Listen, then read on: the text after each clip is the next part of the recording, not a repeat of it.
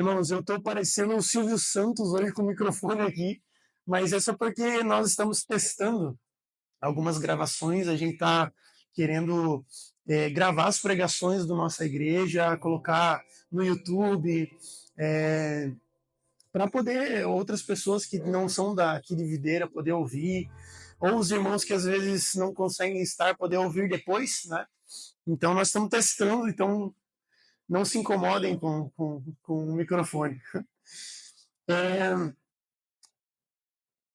eu tenho dito, já faz bastante tempo, né? E os irmãos já devem estar cansados de me ouvir falar a mesma coisa, mas eu vou ser bem repetitivo.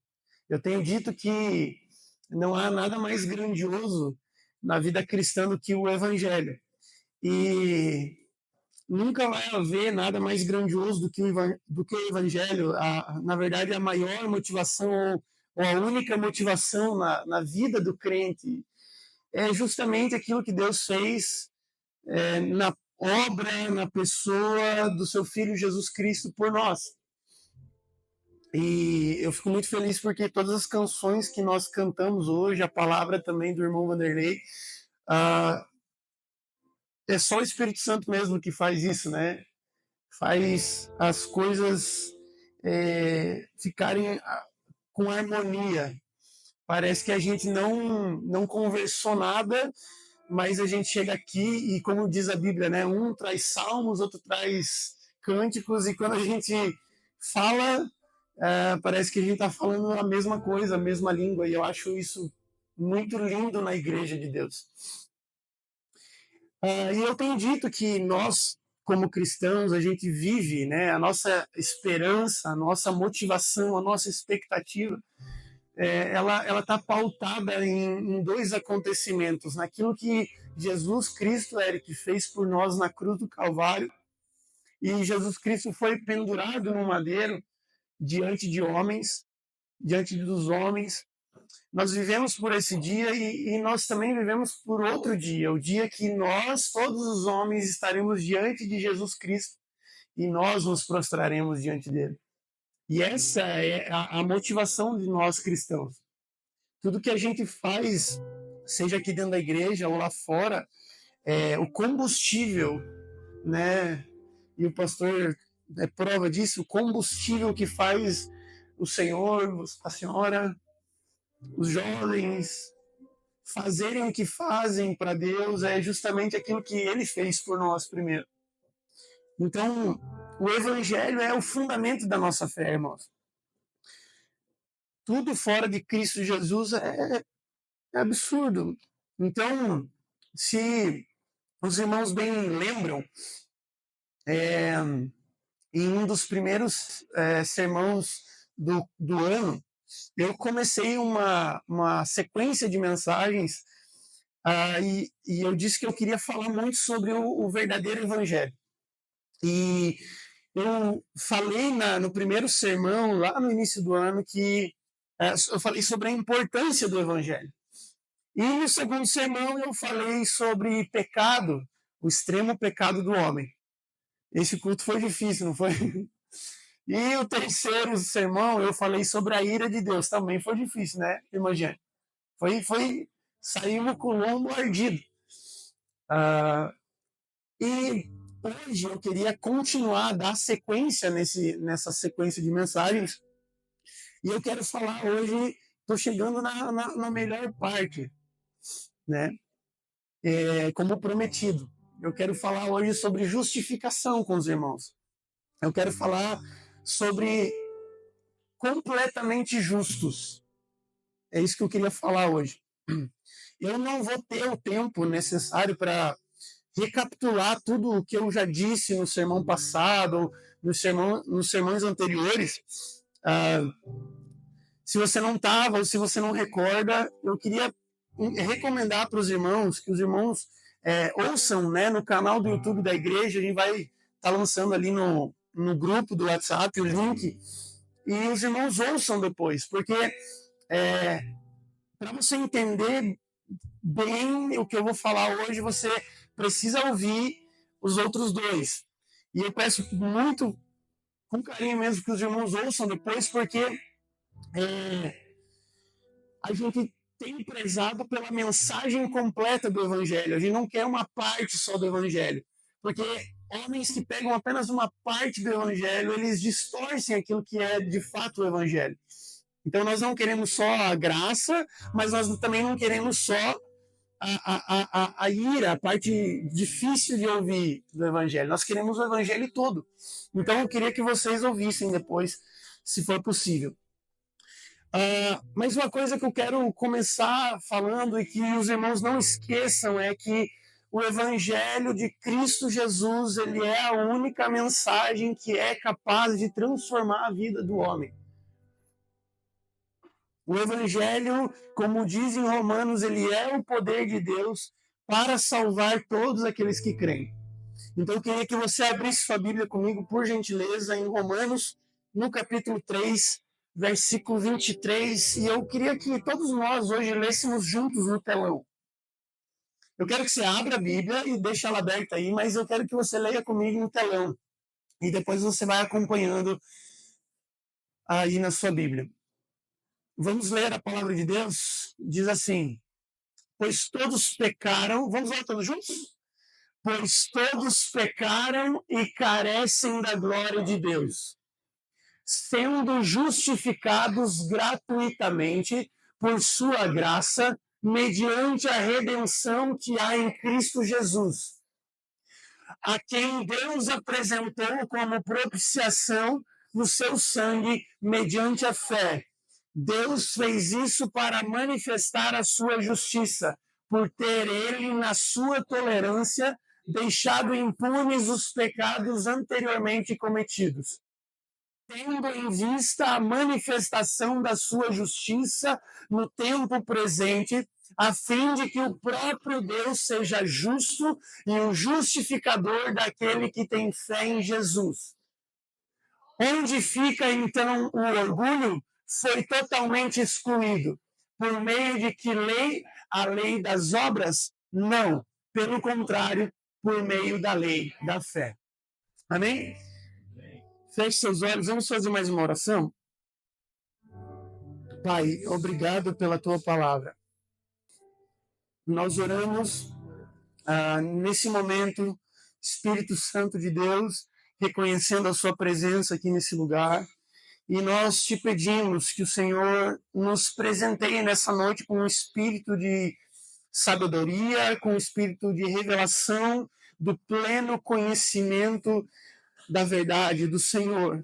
Nós queremos te conhecer mais e nós queremos ser mudados pela tua palavra. Espírito Santo de Deus, muda as nossas vidas. Nós não queremos mais andar e continuar do mesmo jeito. Em teu nome, Jesus, eu oro e agradeço. Amém e amém. Irmãos, nós já observamos nesse texto que a gente acabou de ler aqui, a primeira parte. Todos pecaram e carecem da glória de Deus. E agora nós então vamos ver acerca daqueles que são crentes verdadeiros, são aqueles que são regenerados pelo Espírito Santo, são crentes em Cristo Jesus para a salvação. E Romanos, aqui no capítulo 3, no versículo 24, ele diz, sendo justificados. E aí surge a primeira pergunta, o que significa ser justificado? Eu queria começar com o que não significa ser justificado. Ser justificado não significa dizer que Deus ele vai tratar eu e vai tratar você como se eu e você nós nunca tivéssemos pecado. Ser justificado também não significa que no momento em que eu e você nós cremos em Jesus, Deus ele nos torne então pessoas perfeitas ou perfeitamente justas. Não é isso que significa. Porque se fosse o caso, eu e você, nós não pecaríamos mais. Mas então o que significa sendo justificados? Ser justificado significa que no momento em que um pecador, como eu e você, nós olhamos para Jesus e nós olhamos para Jesus com fé salvífica, ou seja, olhamos para Jesus com fé de que Ele pode nos salvar e que Ele é o nosso Salvador único e suficiente.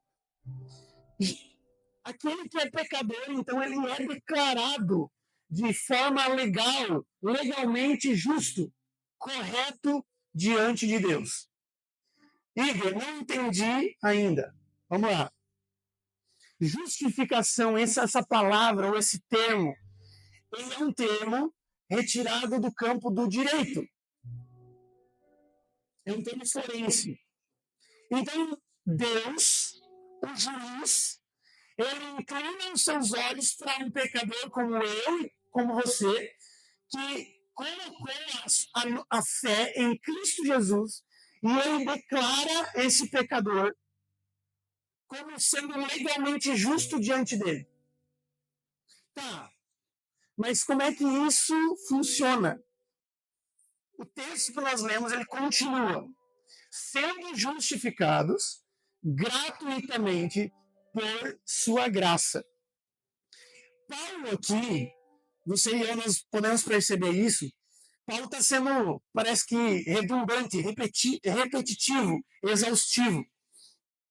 E ele faz isso, né, gratuitamente por sua graça. Ele faz isso justamente para demonstrar para os romanos daquela época e também para nós hoje que a justificação ela é um presente dado por Deus a nós. Ele é um belo presente dado por Deus a nós. E falando isso, eu lembro, e eu acredito que você também vai lembrar, que a mesma coisa foi dita a respeito de Jesus, o Messias, o nosso mestre. Jesus, irmãos, ele foi odiado. Eles odiaram Jesus. Por qual motivo? Sem motivo, odiaram Jesus. Se você abrir a sua Bíblia em Salmos 35, versículo 19, você vai ver que está escrito assim: não se alegrem de mim os que, sem razão, são meus inimigos. Não pisquem os olhos os que, sem motivo, me odeiam. Não só esse salmo, mas o Salmo 69, no versículo 4, diz: os que, sem razão, me odeiam são mais numerosos do que os cabelos da minha cabeça. Esses salmos apontam para Jesus. Então, eu pergunto para você hoje: alguma vez, por acaso, Jesus deu algum motivo ou qualquer razão para que ele fosse odiado? Será que Jesus ele fez alguma coisa para que alguém odiasse ele, Bruno? E a resposta para essa pergunta é nunca. Jesus jamais deu sequer a menor sugestão de uma causa para alguém odiar ele. Odiaram Jesus sem motivo. E eu estou justamente dizendo isso para explicar para você que a mesma expressão é usada aqui nesse texto para falar da minha e da sua justificação diante de Deus.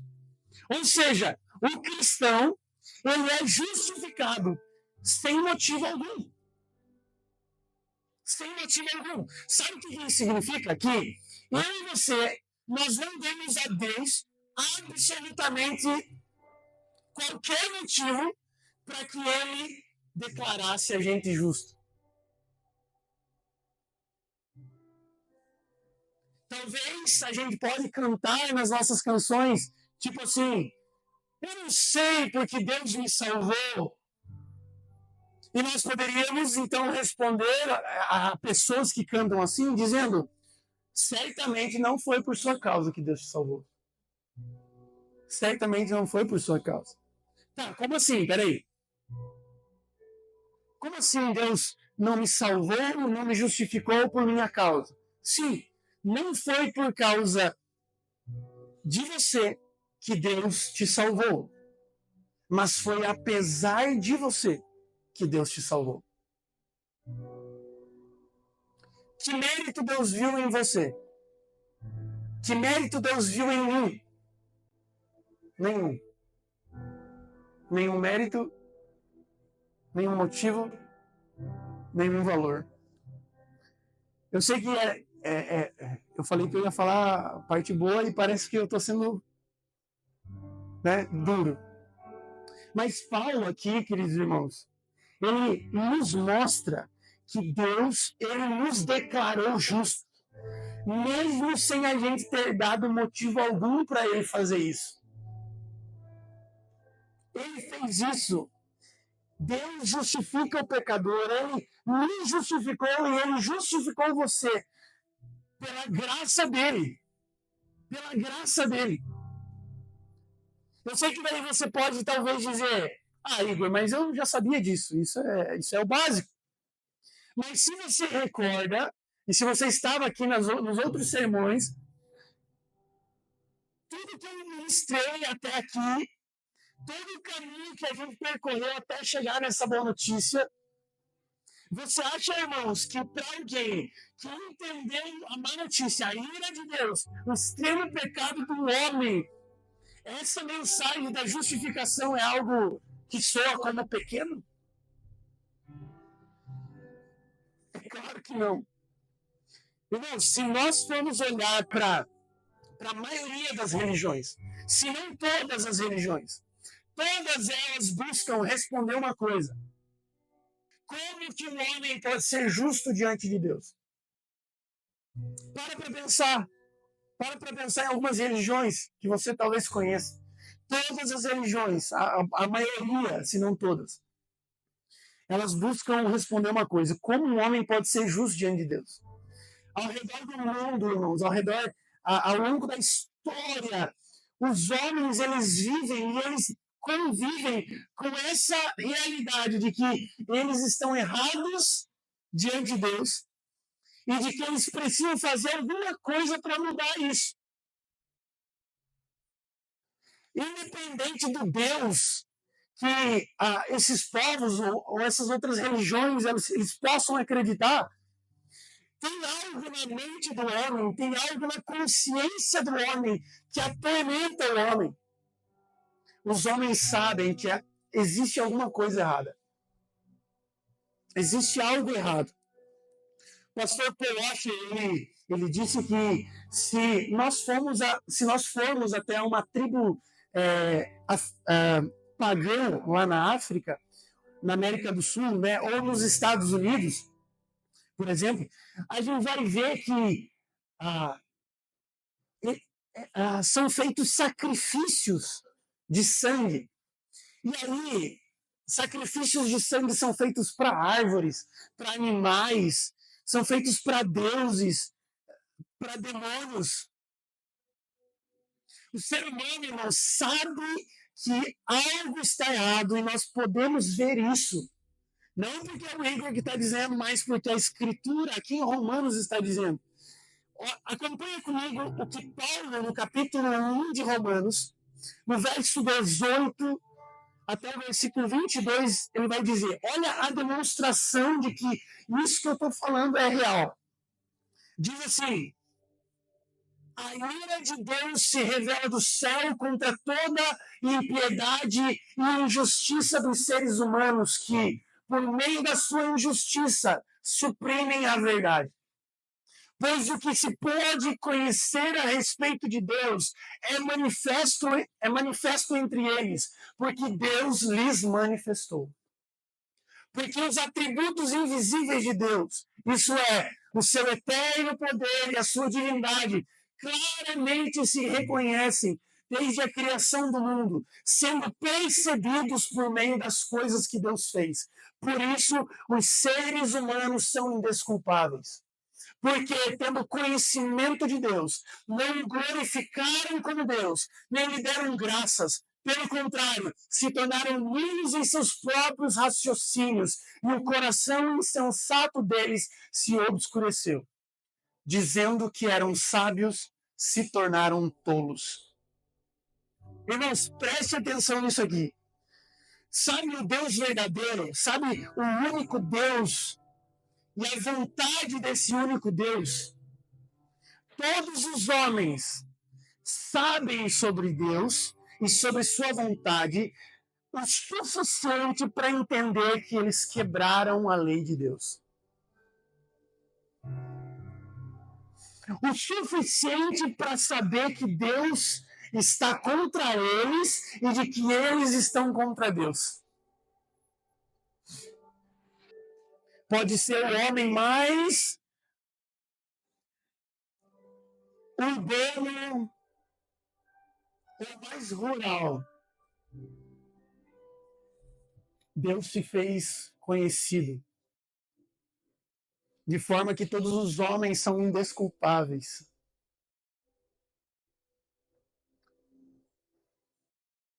Isso é muito forte, irmãos. E eu queria dar uma ilustração para vocês entenderem melhor isso aqui. Imagina que nós estamos aqui num programa de televisão onde tem um repórter. E esse repórter, ele vai convidar 3 pessoas para entrevistar. Dessas pessoas é um judeu ortodoxo, um judeu fiel. O segundo homem é um muçulmano. E o terceiro homem é um cristão verdadeiro. E aí, imagina que, então, esse repórter ele vai chegar para o primeiro entrevistado, para o judeu, e ele vai fazer uma pergunta. E ele vai dizer assim: se você morresse agora, para onde você iria? Então o judeu ele vai olhar para o repórter e ele vai responder: olha, eu vou para o paraíso, porque eu faço boas obras, eu estudo a lei, eu amo a justiça, eu pratico a justiça dia e de noite, eu amo a lei do Senhor. Aí então o repórter vai para o muçulmano e ele vai fazer a mesma pergunta. E aí então o muçulmano ele vai dizer: olha, eu devo ir para o paraíso porque eu fiz orações diárias, eu dei esmola aos pobres, eu fiz todas as peregrinações, eu amo o Alcorão. Então eu sou um homem justo. E aí então o repórter, para essas 2 pessoas, ele diz: uau, entendi, é justo, é justo. Mas aí o repórter chega para o cristão verdadeiro e ele faz a pergunta: se você morresse agora, para onde você iria? E o cristão verdadeiro, com alegria, ele diz: olha, eu deveria ir para o céu. Por quê? Bem, eu nasci em pecado me concebeu a minha mãe, eu quebrei cada lei de Deus que Deus deu, e eu fui completamente injusto, sem mérito, sem valor. E sabe uma coisa? Eu acho que o que eu merecia de verdade era o inferno, era o julgamento eterno. O mais escuro e profundo julgamento. E aí imagina a cena, o repórter ouvindo isso, e ele espantado diz assim: peraí, os outros 2 eu até entendo, porque eles merecem ir para o céu. Deus deve isso a eles. Deus tem uma dívida com eles. Mas agora você não está entendendo. Por quê? Você está me dizendo que você, com alegria, inclusive, você está me dizendo que você não tem valor, de que você não tem mérito de ir para o céu, mas que você vai para lá? E aí o cristão, alegremente, olha para o repórter e diz: sabe o que é? É que eu vou para o céu baseado no mérito de outro. Sabe o que é? Eu vou para o céu baseado no valor de outro. Jesus Cristo, o meu Senhor, o meu Salvador. Agora eu pergunto, irmãos, qual desses 3 personagens que eu citei nessa ilustração deu glória a Deus de verdade? E qual desses homens deram glória ao homem? Uma coisa que nós precisamos entender, irmãos, é que quando nós falamos do glorioso evangelho do nosso amado Jesus, é que isso não é sobre nós. Não é sobre nós. não tem a ver com a nossa moralidade, não tem a ver com a nossa bondade. Tudo isso, irmãos, tudo isso é sobre Deus. Tudo isso é sobre quem Deus é, irmãos. E sabe por quê que eu insisti desde o começo e que eu acredito que nós precisamos voltar a falar sobre pecado? Nós precisamos voltar a falar sobre pecado, porque se nós queremos que nós e que os homens amem a Deus, nós precisamos falar sobre pecado. E aí você pode me dizer assim, tá, mas meio estranho, né? Falar de pecado para amar. Mas se vocês lembram, no sermão passado, eu disse, e eu citei a passagem que diz que ela amou mais porque foi perdoada. Então, Bruno, quanto mais nós entendemos o perdão de Deus, mais nós o amamos. Quanto mais nós entendemos o pecado que há em nós e o como Deus nos fez justos, aí nós passamos a amar a Deus de verdade. Irmãos, entenda isso, por favor, com muito carinho. Se o seu amor e se o meu amor por Deus ele é pequeno, talvez é porque nós ainda não sabemos quanto nós somos perdoados. Talvez porque nunca nos contaram o quão pecaminosos nós somos. Sabe, eu, enquanto estava escrevendo esse esboço, eu estava pensando assim, e eu até pensei assim, Deus, que o Senhor me dê essa graça de que quando eu tiver os meus filhos e os meus filhos começarem a crescer, e que eu possa ensinar eles e que eu possa fazê-los tão cedo reconhecer a condição deles de pecadores. Porque eu quero que tão cedo os meus filhos eles se agarrem com toda a sua força ao único Senhor e ao único Salvador e eles nunca mais larguem. Mas por que nós tememos de falar a verdade? Talvez por medo da vergonha, da ofensa, do sofrimento, mas se nós negligenciarmos de falar a verdade, nossos filhos e muitos homens passarão a eternidade sofrendo. Por isso que nós, e que Deus nos dê esse privilégio, que Deus me dê esse privilégio de ver os meus filhos tendo como Senhor de suas vidas o Deus que foi Senhor da vida do pai deles. É isso que eu mais quero. Assim como Deus foi o Senhor do meu pai. E hoje Deus não é mais só o Senhor do meu pai, mas é também o meu Senhor.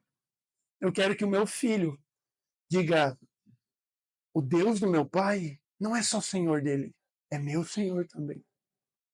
Tem alguém entendendo isso aqui? Amém? Então, que o Senhor tenha misericórdia de nós, de mim. Eu queria dar mais uma ilustração, irmão. Imagina que eu convido o Elon Musk, né, para ir na minha casa. É coisa impossível disso acontecer, mas imagina que eu convido o Elon Musk para ir na minha casa, e o Elon Musk, para quem não sabe, é o diretor executivo do Tesla. O irmão Vanderlei falou aqui da Renault, né? E esse cara, ele é só o diretor executivo do Tesla. E ele é considerado, eu não sei como é que está o ranking agora, mas ele é considerado um dos homens mais ricos, se não o mais rico do mundo. Mas imagina a cena que eu convido esse homem para ir lá na minha casa. E aí ele chega lá em casa e eu vou preparar, né, um pratinho de cereal e eu vou dar para ele. É óbvio, com toda certeza, que um homem como esse não vai me dar um abraço, Bruno, ou beijar minha mão, ou se ajoelhar aos meus pés de gratidão por esse prato de cereal. Mas aí você me pergunta, tá, amigo, mas ninguém faz isso.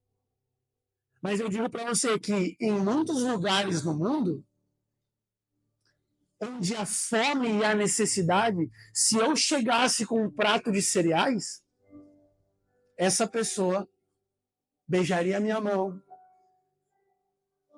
se curvaria diante de mim em gratidão por aquilo que eu estou fazendo por ela.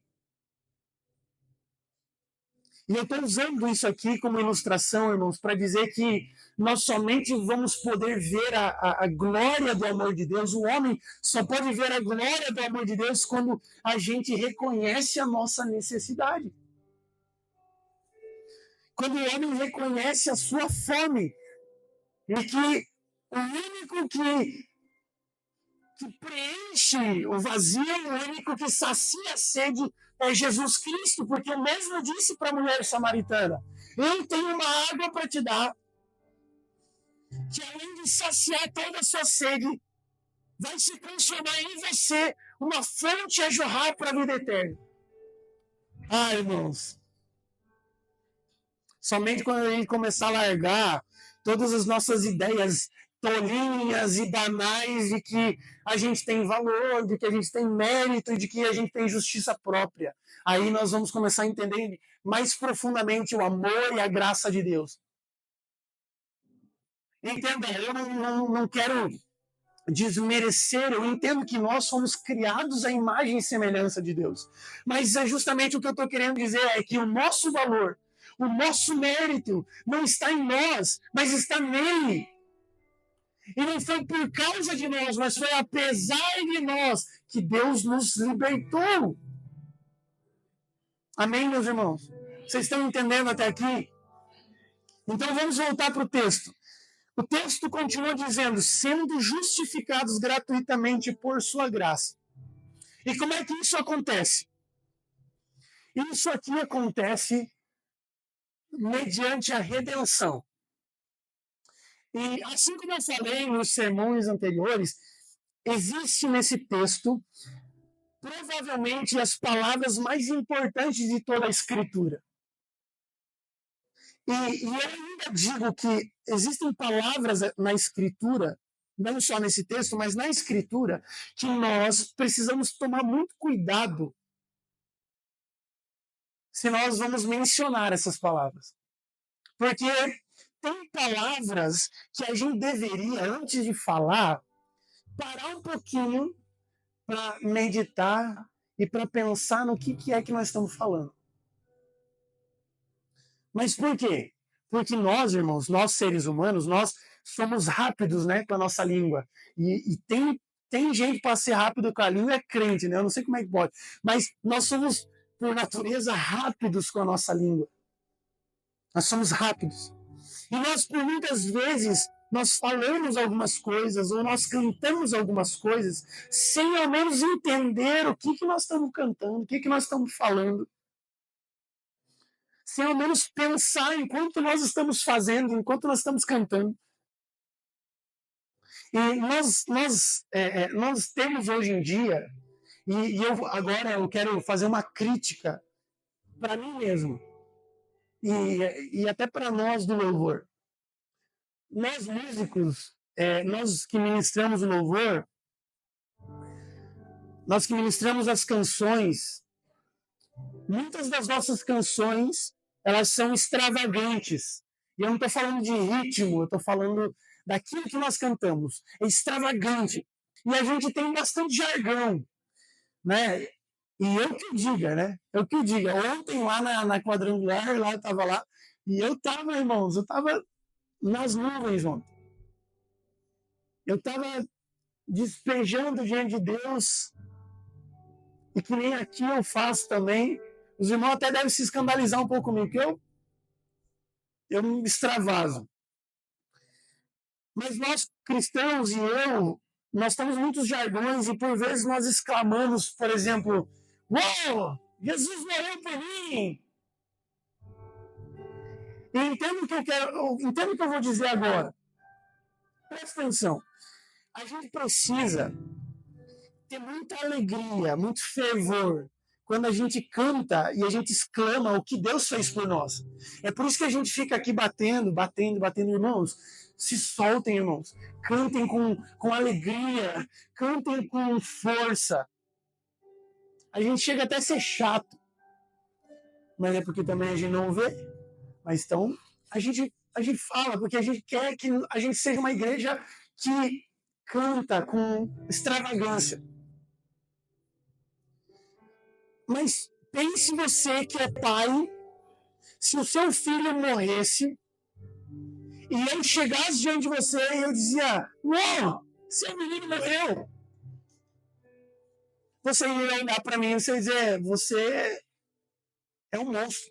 Você é meio perturbado, você tem um problema na sua cabeça. Você parou para pensar no que você está dizendo? Então, por que nós, diante de Deus, dizemos: Uau, Jesus morreu por mim?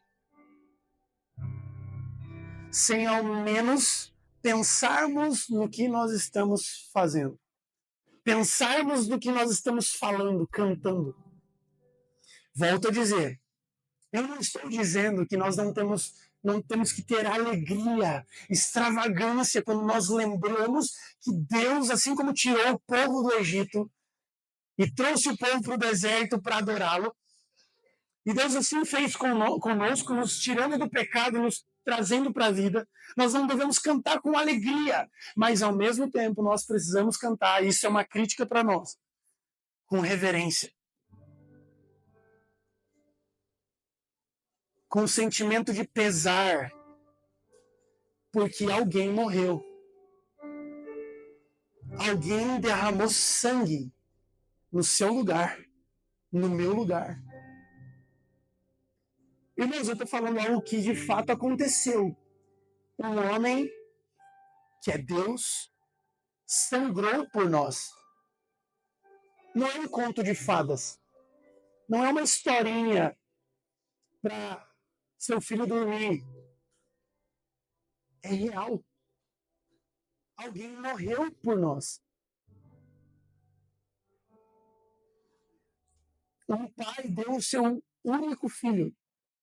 E sabe, quando eu estava escrevendo isso aqui, eu parei para pensar na Amanda.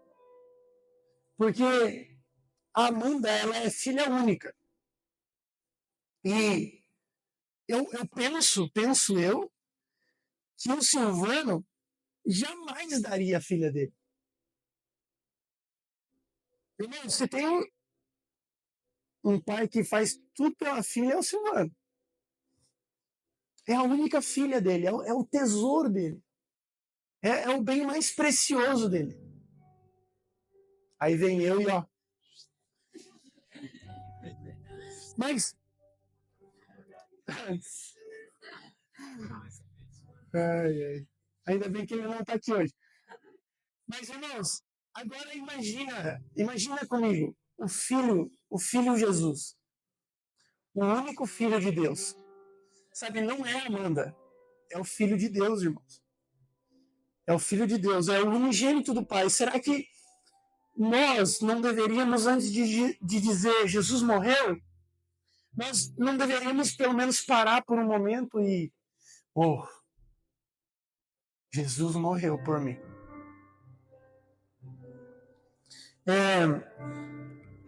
Eu trouxe o pastor Paul Washer, ele disse que o pai dele participou da Segunda Guerra Mundial e foi numa das guerras mais terríveis, numa batalha mais horríveis.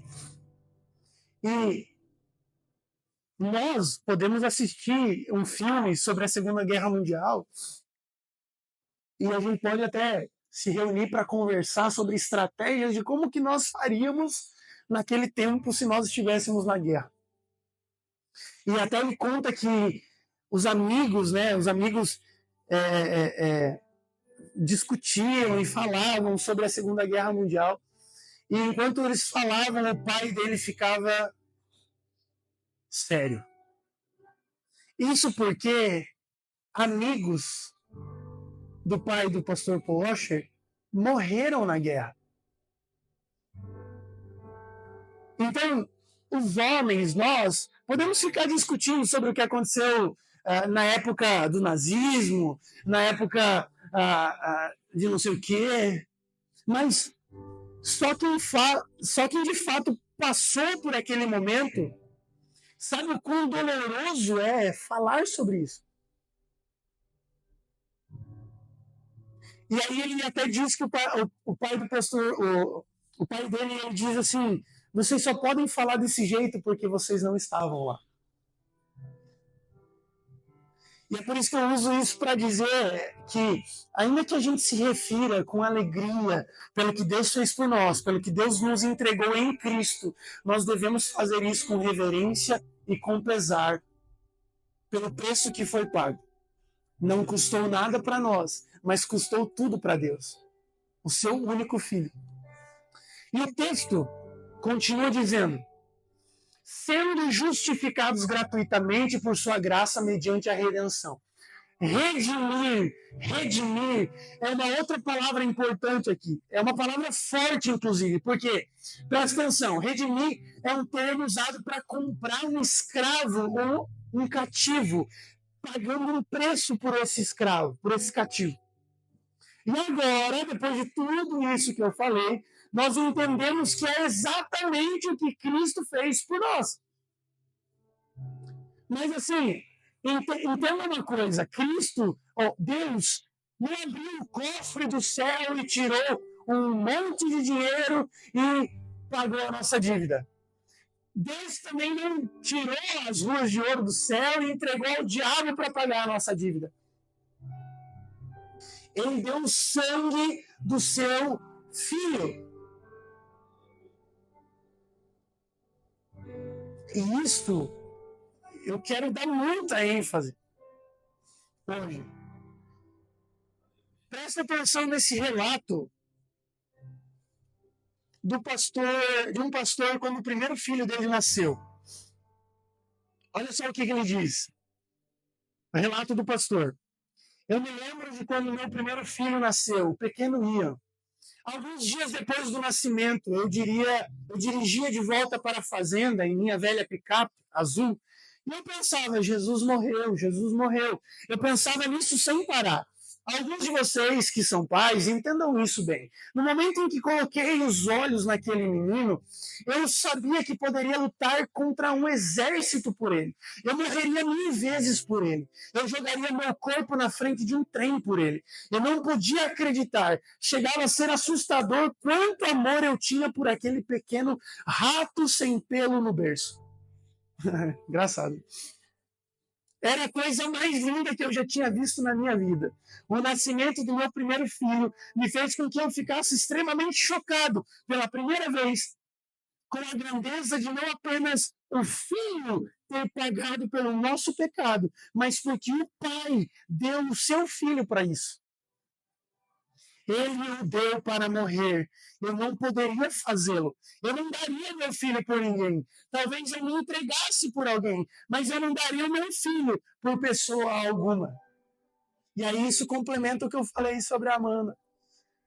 Complementa o que eu disse sobre o Filho único de Deus. Sabe, Jesus se entregou, mas o Pai entregou o Filho. A Bíblia diz, se você não leu nessa parte, mas que agradou ao Pai moer o seu Filho na cruz.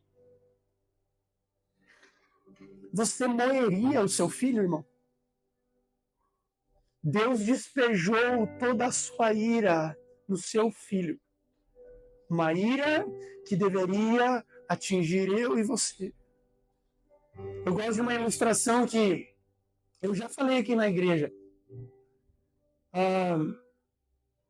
Imagina que você está de frente para uma represa e há uma quantidade enorme de água. E essa represa, então, ela racha e toda aquela água, ela cai e ela vai despejar em você. Certamente, no primeiro impacto, você seria esmagado na hora. Mas imagina que um pouquinho antes dessa água atingir você, abre surpreendentemente, sobre maneira, abre um buraco no chão e toda essa água cai nesse buraco e não atinge você. Essa é a graça de Deus por ele e por você. A ira de Deus é toda aquela água e deveria atingir nós, mas Jesus se colocou na nossa frente, no nosso lugar. E toda a ira do Pai foi despejada no Filho. Nós precisamos estar atentos e cuidadosos para que nenhuma palavra ou frase que é preciosa, que é bíblica, se torne meros jargões ou clichês sem sentido. Se nós repetimos frases e palavras, sejam em canções ou não, por vezes e por vezes, o que eu gosto muito, que a gente possa cuidar quando a gente fazer isso, que a gente faça com entendimento. De fato, uma pessoa morreu. E aí, mais uma vez, eu pergunto para você: você quer saber quanto Deus te amou? Quanto custou? Quão desprezível é o meu e o seu pecado? Olhe para a cruz. Olhe para o madeiro. E o madeiro, a cruz, vai dizer tudo isso para você.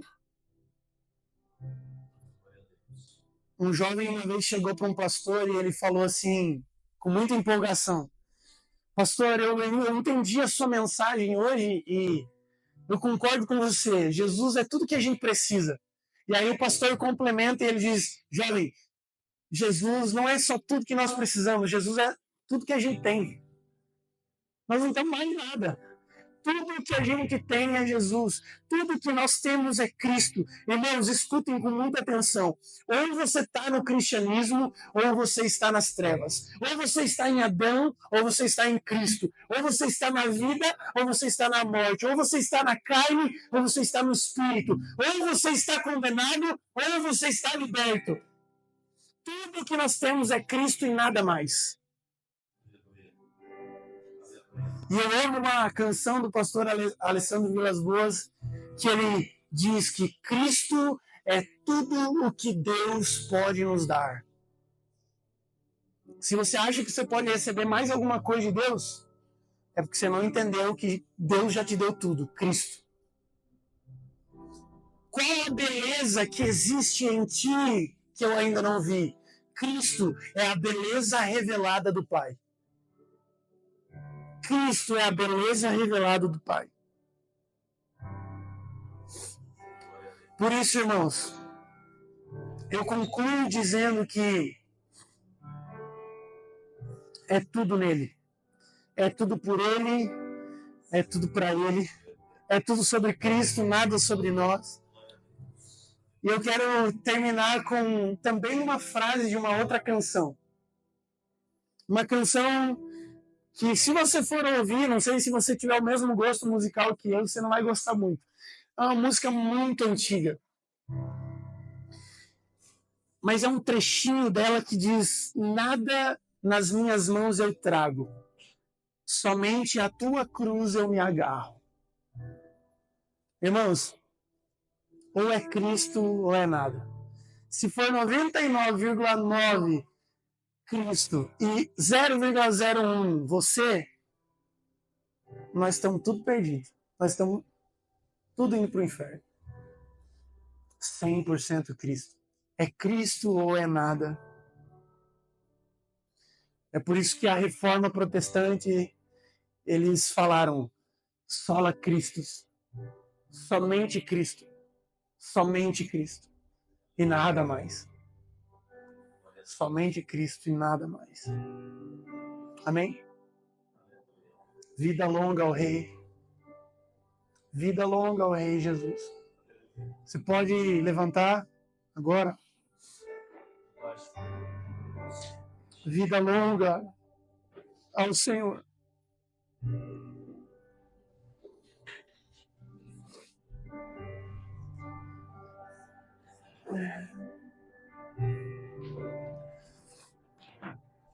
Vida longa ao Rei.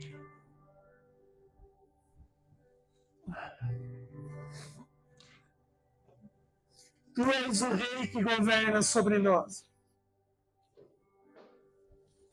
Pai, obrigado. Te dizer obrigado não é um jargão. Te dizer obrigado é reconhecer que o Senhor deu o seu precioso Filho por nós. Pai, obrigado. Cristo, obrigado. Obrigado por ter padecido em nosso lugar. Obrigado. Nós te agradecemos nessa noite, Senhor. Nós te agradecemos, Senhor. Aleluia, aleluia. Obrigado porque o Senhor nos livrou da ira de Deus. Ó Senhor, mas ainda há muitos que estão debaixo da ira de Deus. E nós te pedimos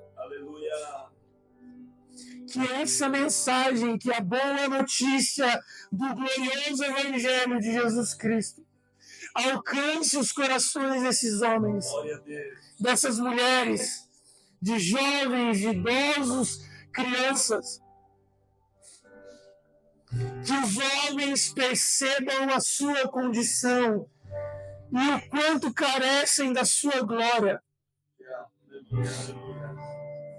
E que os homens se prostrem enquanto há tempo,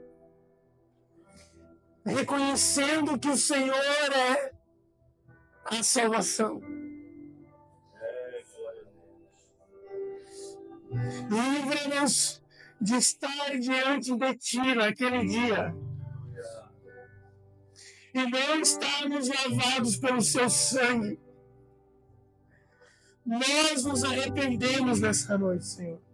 E se há alguém aqui que verdadeiramente entendeu e se arrepende e reconhece, que o Senhor possa abraçá-lo,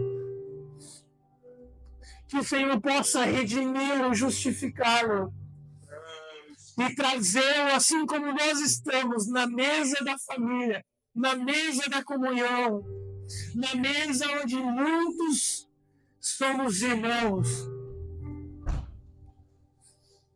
Sim, Pai, essa é a minha oração. Tu és tudo, Cristo, que o Senhor Deus poderia nos dar. Em nome de Jesus. Em nome de Jesus. Você pode, por alguns minutos agora, levantar um louvor e cantar com gratidão ao Senhor. Vamos lá?